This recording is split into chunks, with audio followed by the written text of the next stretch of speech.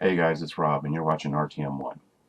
I'm Rob, and this is my co-host, The Laundry Basket, as it's apparently gotten its own fans. And, you know, new showtime. One thing I was wanting to address, one of our listeners here at TF Radio, Mike Carvajo, and I apologize if I said your name wrong, dude. He wanted a comparison of BotCon and SavCon. Basically, he's never been to a Transformers convention. He's trying to see what would happen at one that wouldn't happen at the other or whatever. And you know what, dude? Apples and oranges. Um, BotCon, Cybertron Con, SavCon, Auto Assembly, TFCon, DairyCon. They're all different conventions. Sure, they're all in celebration of Transformers, but they're all their own entity and their own animal. And I can speak for ourselves. We're not really trying to be like, hey, don't go there, come here. Don't go there, go here. It's more of, hey, if I could go to every one, I would. It's just not possible physically and fiscally. But what I can say, because I can't even tell you what SavCon is going to be like fully because it hasn't happened yet. This is the first one. But what I can tell you is what we're aiming for. And that's a fan experience. A good, solid fan experience to make fans happy and have a fun time. It's our first time out. Now, it's Sean, the main man behind SavCon. He did run a Dark of the Moon movie event last year. For the release of Dark of the Moon. It's kind of like a little mini convention. It was a one-night thing. And it was a huge success. And apparently everyone had a ton of fun there.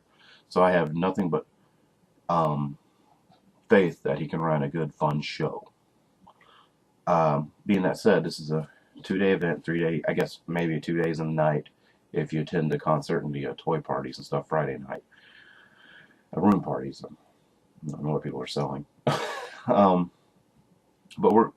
each convention's kind of its own animal. That's what I'm trying to say. I don't want you to walk into one expecting the other. I want you to go walk into one expecting that one. And I say that as, like say, here in Atlanta we have Dragon Con every year. And there's other small conventions. Dragon Con's huge. But like say, if you walk into, say, Sci-Fi Summer and you're expecting DragCon. I said DragCon. Dragon Con. Here I go. I got it out finally. Not everything's 2 syllables. And you're expecting Dragon. I'm doing it again. Dragon Con. You're going to be disappointed. But if you go into Sci-Fi Summer expecting a fun sci-fi convention, you're going to have fun. And if you go to Dragon Con expecting BotCon or AWA or anything, you're going to be disappointed because it's a different convention. Even though both conventions have similar interests, they're different animals. And that's what I'm trying to say. Who knows, maybe you're not going to have fun at one convention and you're going to have fun at another. Does that make sense? I hope so, because I feel like I'm rambling. But what I'm saying is, we really hope to provide a very fun and solid experience for the fans to come. We want everyone to come out who can. And if you can't come out, man, I hope you can come next time. We've really put a lot of work into this. And it looks like it's going to be a great fun time. If you want a comparison, one thing at least I can say I do hope we can do is a lot of people, I'm not necessarily in that mindset, but a lot of people kind of feel that BotCon's much more corporate these days than it was in the past with OTSC and BotCon prior. And maybe so, because Hasbro is much more involved now. We're completely independent. So maybe that indie vibe, I guess, that people miss, maybe they can find some of that same love in us. That's the only comparison I'm going to give to us two, because we're 2 different animals. But aside from that, we got some really cool things lined up. And if you watch our Facebook feed and all that, you'll see some really cool stuff coming along the way that we've been working on. Aside from that, I am completely stoked, looking forward to it. It's just, 3 weeks away, and I am already in preparations. I'm like just checking stuff, and I'm just, I'm going to have so much fun. I hope I have so much fun. I'm already having fun preparing. This looks like it's going to be the time of my life, and I'm so proud to be part of it. So I'm really hoping we can create something memorable, and people are like, wow, were you there? And that's what I hope. That's what I hope we can do. I'm breathing. So hope to everyone out there. We got still some surprises in order and in store. So hopefully everyone comes out and has a good time. And you know, speaking of a good time, you guys know bot shots, the little, there's one, little game, little figures, little game. You know, I just bought Wave 3 of them. I would have showed you one of them, but they're over there in the foreign package. And, you know, they're really cool. And I've got every bot shot so far. They're so cheap, you can't help but to be completist. So far, it's not a hard thing to be a completist in bot shots. Hopefully that stays that way. Um, I can't help thinking, and I've been thinking this for a good solid month or two, that I really wish they would do non-traditional vehicle forms. You know, we got the car, we got the, I keep pushing the trunk, the trigger when I full dose it. We got the car, we got the jet, we got a truck and a tank. And, you know, of course they can reuse the body types a whole lot. They just change out kind of the face, which is part of the chest thing, and make different guys. And I understand, because they're $3, $4 figures. They're going to be cutting corners when they can. But, like, say, so if they did, like, a non-traditional thing, like, say, Grimlock, he could only be used for, like, Grimlock and Triptychon, maybe. You know, so it'd be kind of a hard reach for them to do these things, because, like I said, part of the way to make this work is reusing like that jet form and that car form, you know, you got stuff they can reuse a whole lot to keep it at that price range and at that bracket. But, you know, I just can't help but think, would it be cool, like, you know, like, say, Hunger is the one that stands out most in my mind. Hunger from the Terracons. I actually woke up with this idea in my head about Hunger as a bot shot. Like, you know, he's the two-headed dragon, maybe laying down. And I know you guys are thinking wheels, but if you've seen those Hot Wheels toys, they're like they're monster cars, or like it's a car that looks like a monster and she's got wheels on it. That's kind of what I'm thinking. Like it'd be like a robotic two-headed dragon. It's got, you know, the wheels so you can roll it, and when it hits the thing, it pops up. It's probably not very feasible, but man, I can't get that idea out of my head. I really like bot shots, and I can just see. I just have this wish list of stuff I wish they'd do with them. I'm looking up because that's where I have them. And speaking of looking up, recently they announced that there's going to be a PC version of Fall of Cybertron. Now, I already have an Xbox, so I was probably going to buy that version, but I might buy the PC version now just because I have a new computer and I want to use stuff with it. um, so that's cool. But one thing is, it's kind of been on my mind, and it's kind of the same with War for Cybertron 2 years ago.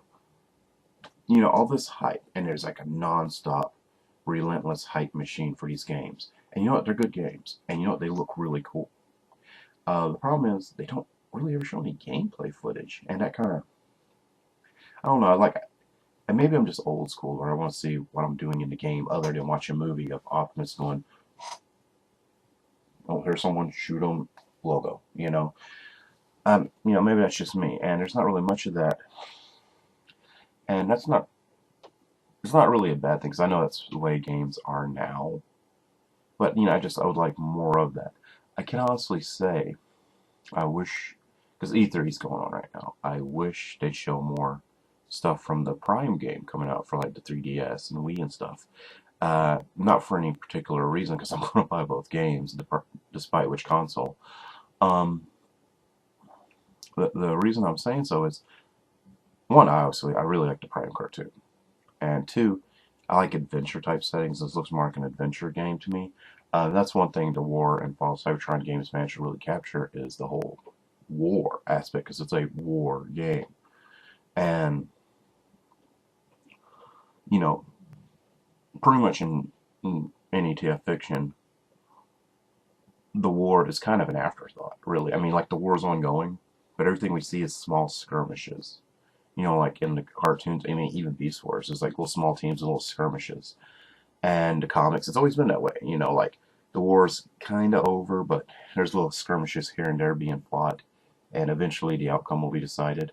But as far as the whole war, both the novel Exodus and these games really kind of focus on that, and that's really cool that they got their little niche there, the focus on the actual war, not wrap-up skirmishes that last a couple of million years, apparently. But also the reason I'm looking forward to the Prime game, maybe a teensy bit more, is because like I said, it's like there's hype and there's hype, there's hype, there's hype. Every day there's something new for Fall Cybertron being reported. And the only thing I've seen for Prime is I know a Prime game's coming out and 2 little video trailers. One that just showed pictures of the characters, you know, a fluff piece, and then one that was like a cinematic trailer, which once again, can't see some gameplay. But still, it's like, wow, it looks pretty good for a handheld game. And I like to see more. That's really why it kind of baited my breath, baited me a little bit. I'm like, I want to see more. I want to see more. While with the Cybertron games, it's a non-stop hype machine. So it's almost like there's another game. What's the other game?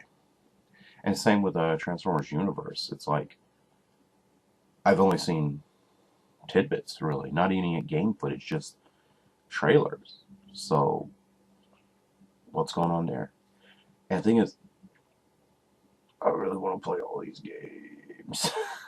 And they've got the attention basically on one. And now I know that's a big budget game, it's full of hype, and it's got its big thing. I really wish their games would get as much attention.